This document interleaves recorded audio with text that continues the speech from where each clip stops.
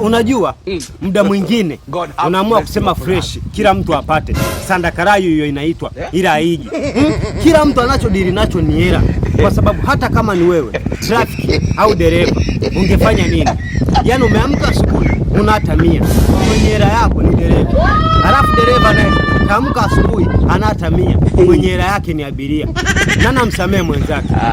Hapo ndo unakuta safari uliyoizoea kwa 2000 unaambiwa 2500 mlipopakizwa sasa.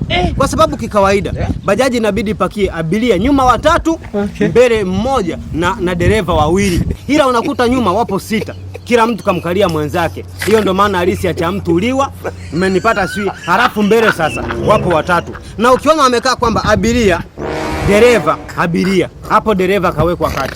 Ila ukiona wamekaa kwamba abiria dereva, hapo dereva katupwa kwamba lolote limkute, umenipata sie. Basi ukikutana na trafiki kwanza nakuwa ambiliki kama simba mwenye njaa, kwa sababu hata ungekuwa ni wewe, yani tumbo linadai, familia inadai, halafu mtu anakuambia ulegeze kamba. Mkumbushe wewe ni trafiki, si afande.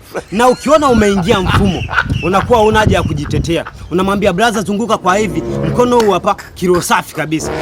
Lakini kuna siku atakubamba wewe mwenyewe uelewi, anaamua kutafutia matatizo, anakwambia sawa abiria hujajaza, ila ndo una makosa kweli. Unamwambia brother, sio tu kujaza, sina abiria hata mmoja.